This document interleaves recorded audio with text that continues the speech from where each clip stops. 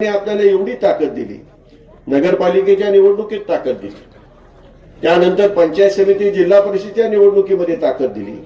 अर्थात तुमच्या सर्वांच्या सहकार्याच्या माध्यमातून आपल्याला अत्यंत चांगल्या प्रकारचं यश पंचायत समिती जिल्हा परिषदेच्या निवडणुकीमध्ये प्राप्त करता आलं। नगरपालिकेमध्ये आपला हा निर्णय थोडा आधी झाला असता तर नक्कीच वेगळं चित्र त्याही ठिकाणी आपल्याला पाहायला मिळालं असतं, परंतु ते चित्र मात्र आपल्याला पंचायत समिती जिल्हा परिषदेच्या निवडणुकीमध्ये आपल्याला पाहायला मिळाले। आपले अनेक त्या ठिकाणी जिल्हा परिषदेचे 5 सदस्य निवडून आले, 8 पंचायत समितीचे निवडून आले। कोरेगाव मतदारसंघामध्ये सुद्धा पहिल्यांदाच त्या ठिकाणी शिवसेनेचे पंचायत समितीला आपले सदस्य निवडून आले। आणि हे सर्व घडलं केवळ त्या ठिकाणी आपल्याला शिंदे साहेबांच्या माध्यमातून आदरणीय नामदार शंभूराजे देसाई यांनी जी आपल्याला ताकद दिली त्यामुळे हे घडलं।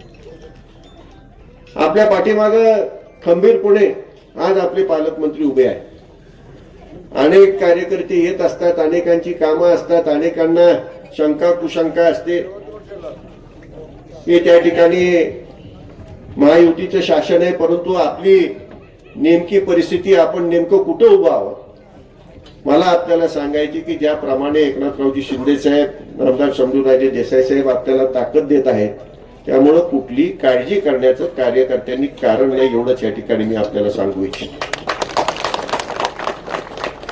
विकास कामांच्या संदर्भामध्ये फलटण तालुक्याचा जो काही पाण्याच्या माध्यमातून जे काही रामरायांनी कष्ट घेतले याच्या संबंधाने आपल्याला दत्ताबापूंनी सर्व कल्पना दिली।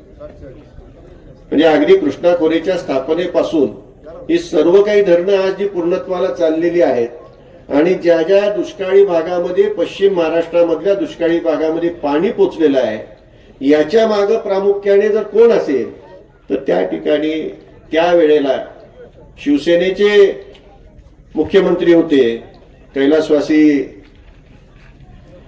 मनोहरपंत जोशी साहेब होते आणि आलेले अपक्ष आमदार रामराजे साहेब असतील, कैलासवासी संपतराव देशमुख असतील, राजेंद्र अण्णा देशमुख असतील, या सर्वांनी युती शासनाला जो त्या काळामध्ये पाठिंबा दिला आणि त्या माध्यमातून कृष्णा खोरेची स्थापना आणि त्या माध्यमातून या धरणांची निर्मिती करून प्रत्यक्षामध्ये पाणी पोचायला सुरुवात झालेली आपण पाहतो।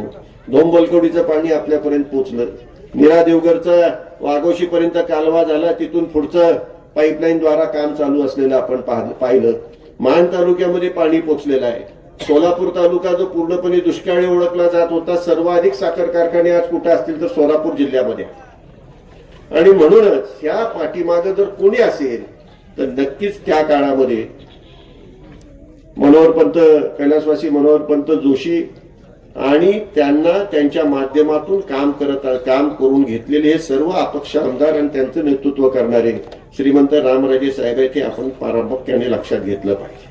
त्यामुळे इथं कुणी येईल काही सांगेल 30 वर्ष काय केलं, 30 वर्ष या पाण्याचा कधीही न सुटणारा प्रश्न त्या ठिकाणी त्यांच्या माध्यमातून सुटलेला आपल्याला दिसून येत आहे। तुम्ही फलटणपेक्षा लोणंदला तुम्ही जवळ, आज लोणंदचं औद्योगिकरण किती वेगाने पुढे जाते आपण पाहतोय। अनेक कारखाने त्या ठिकाणी येत असताना आपण पाहतो। रामराजे ज्यावेळेला पहिल्यांदा आमदार झाले त्यावेळेला लोणंदची एमआयडीसी, फलटणची एमआयडीसी त्यावेळेला मंजूर झाली। मी त्या एमआयडीसीत अनेक कारखानदार, तुमचं सोना आलेच्या वेळेला सुद्धा सुरुवातीला जैन होते त्यावेळेला सुद्धा त्यांच्या बरोबर अनेकदा त्या ठिकाणी आलो होतो की काही करा पण इथं उद्योग चालू करा। फलटणलाही तीच परिस्थिती होती। सुरुवातीच्या 4-5 वर्षामध्ये फारशी हालचाल झाली नाही, पण एकदा हालचाल चालू झाली, एक सोनालय झालं, इतर अनेक कारखाने आले, सोनालयचं बरं वाईट झालं, पुन्हा आता चालू होतोय। फलटणमध्ये कमिन्सारखा मोठा उद्योग उभा राहिला।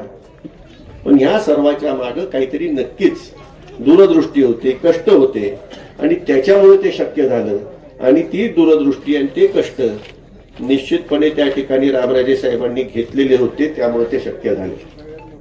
आज आपण पाहतो की हे सर्व उद्योग मोठ्या वेगाने पुढे जात आहेत आणि फलटण तालुक्याचा खऱ्या अर्थाने जर विकास घडला असेल तर पाण्याच्या आणि फलटण तालुक्याच्या औद्योगिकरणाच्या माध्यमातून हा विकास घडलेला आपण पाहतो।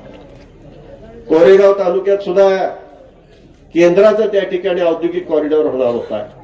काही कारणाने अडचणी आल्या, काही शुक्राचार्य आले, ते धारीत बसले आणि त्यामुळं संग्राम सोळसकर समोरच आहेत, त्यांना जास्ती कल्पना आहे, त्यामुळे तो प्रकल्प होऊ शकला नाही. नाहीतर या संपूर्ण परिसराचा केवढा मोठा कायापालट झाला असता हे लक्षात घेण्याची आवश्यकता आहे.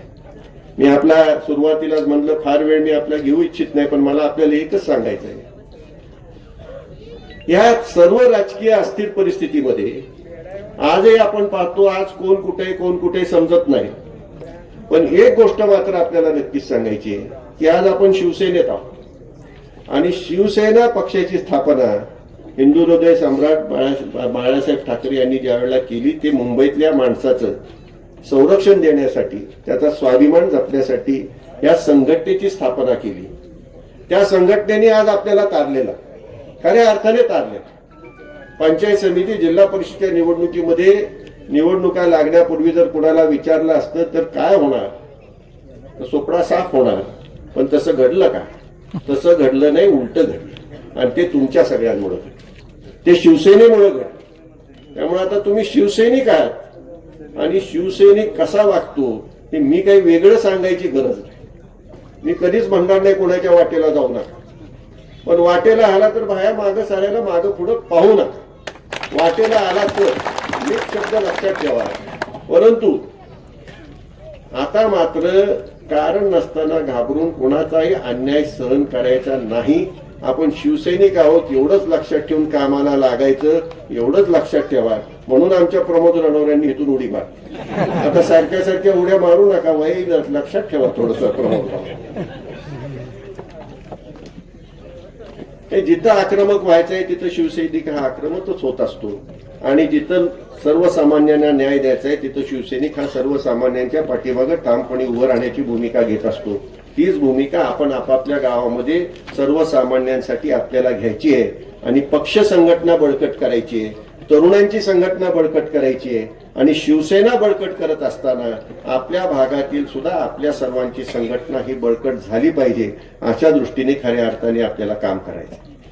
त्या दृष्टीने आपण कामाला लागलेला याविषयी काही शंका नाही. अनेक अडीअडचणी येणार, संघर्षाला पुढे जावं लागणार, पण ती सगळी तयारी ठेवून आपल्याला पुढे जायचंय. आपल्या पाठीमागं फार ठाम माणसं उभी आहे.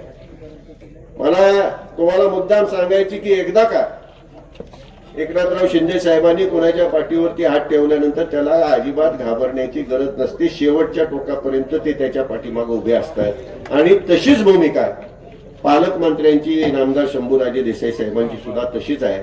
आज थोडासा काही अडचणी जरी त्यांना आल्या होत्या कार्यक्रमाच्या, पण त्यांनी काही म्हटले मी वेळ दिलाय, मी आता जाणारच, थोडं लवकर सोडा, पण मी तुमच्यापर्यंत येऊन जाणार.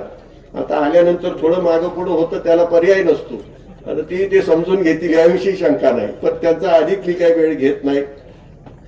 ते आल्याबद्दल पुन्हा एकदा त्यांचे मनापासून आभार.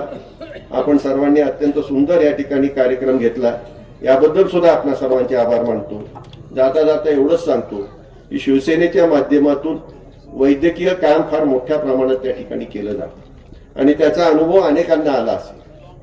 फलटणला आज या ठिकाणी मोरे साहेब आहेत, फलटणला राहुल गावडे त्या ठिकाणी सातत्याने उपस्थित असतात. कुणाचीही काय अडचण आली तर ती अडचण सोडवण्याचं काम ते त्या ठिकाणी करत असतात. पण खऱ्या अर्थाने ज्यांच्या माध्यमातून ही अडचण सुटली जाते, अर्थात आपले नेते एकनाथरावजी शिंदे साहेब यांच्या माध्यमातून या सर्व अडचणी या ठिकाणी मार्गी लागतात. परंतु संपूर्ण शिवसेनेचं वैद्यकीय विभागाचं काम करत असणारे मंगेशराव नरसिंह चिवटे साहेब हे खऱ्या अर्थाने कुणाचा कधीही त्या ठिकाणी फोन गेला तर त्याची सोय करण्याच्या दृष्टीने त्यांचा सातत्याने प्रयत्न असतो. शिवसेनेच्या माध्यमातून, आदरणीय एकनाथरावजी शिंदे साहेबांच्या माध्यमातून एखाद्या वेळेस त्यांना शिक्षक मतदारसंघातून उमेदवारी देण्याची शक्यता आहे. त्यांनाही आपल्या सर्वांच्या वतीने एक उत्तम काम करत असणाऱ्या मंगेशरावजी चिवटे साहेबांना मनापासून या ठिकाणी शुभेच्छा व्यक्त करतो. अर्थात त्या पातळीवरचा तो निर्णय असेल, परंतु शिवसेनेच्या वैद्यकीय शाखेच्या मार्फत चांगल्या प्रकारचं काम होत असतं. आपण सुद्धा प्रत्येक गावात वैद्यकीय आपण सुद्धा सेवादूत त्या ठिकाणी नेमलेले आहेत. त्यांच्या माध्यमातून आपण सर्वसामान्यांचं काम करत राहावं एवढीच या ठिकाणी विनंती करून पुन्हा एकदा आपल्या सर्वांचे आभार मानतो आणि थांबतो.